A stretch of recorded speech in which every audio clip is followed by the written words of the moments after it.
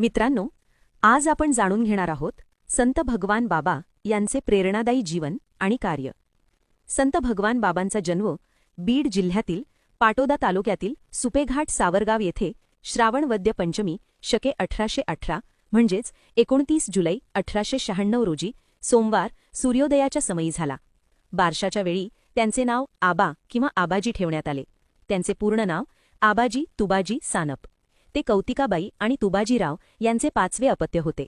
गावात 4थीपर्यंत शाळा होती. पुढील शिक्षणासाठी त्यांना मामाच्या गावी लोणी येथे पाठवले गेले. मात्र शिक्षणाच्या मर्यादित सोयींमुळे ते पुन्हा गावी परतले. गुरेढोरे राखणे, शेतीकाम करणे हे त्यांना आवडत असे. घरातील धार्मिक वातावरणामुळे लहानपणापासूनच त्यांच्या मनात विठ्ठल भक्ती रुजली. ते शेतीकाम करत विठ्ठल नाम जपत. लहान वयातच त्यांनी पंढरपूर वारीस जाण्याची ओढ धरली. दिघूळचे प्रख्यात वारकरी गीतेबाबा यांच्यासोबत ते पहिल्यांदा दिंडीला गेले.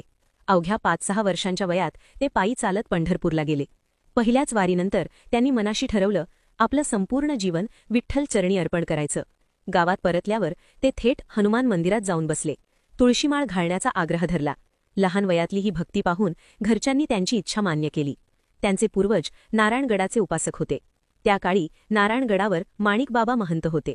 एकदा विजयादशमीच्या दिवशी आबाजी आईवडिलांसोबत नारायणगडावर गेले. तेथे त्यांनी माणिकबाबांकडे गुरुउपदेशाची मागणी केली. अल्पवयात गुरुउपदेश देता येत नाही असं सांगितलं गेलं. पण आबाजीच्या जिद्दीने शिष्यत्वाची परीक्षा घेतली गेली. त्या परीक्षेत आबाजी उत्तीर्ण झाले. माणिकबाबांनी त्यांना अनुग्रह दिला आणि त्यांचं नाव भगवान. पुढे भगवान बाबा आळंदी येथे ह.भ.प. बंकट स्वामी यांच्याकडे शिक्षणासाठी गेले. वयाच्या 21व्या वर्षी ते नारायणगडाचे महंत झाले. नारायणगडावर वारी, कीर्तन आणि वार्षिक नारळी सप्ताह असे अनेक धार्मिक उपक्रम त्यांनी सुरू केले. संत भगवान बाबांचे जीवन आपल्याला एकच गोष्ट शिकवते, भक्ती ही समाजापासून दूर जाण्यासाठी नाही, तर समाज सुधारण्यासाठी असते. संत भगवान बाबांनी महाराष्ट्राच्या ग्रामीण भागात कीर्तनाच्या माध्यमातून शैक्षणिक, सामाजिक, नैतिक आणि सांस्कृतिक प्रबोधन घडवून आणले. त्यांचे कीर्तन म्हणजे फक्त भक्ती नव्हे, तर भक्तिमार्ग, कर्ममार्ग आणि ज्ञानमार्ग यांचा सुंदर त्रिवेणी संगम होता. कीर्तनकार म्हणून त्यांना प्रचंड लोकप्रियता लाभली होती. आपल्या कीर्तनांतून ते जातीभेद, धर्मभेद, अज्ञान, अंधश्रद्धा आणि अनिष्ट रूढी परंपरांवर निर्भीडपणे प्रहार करत.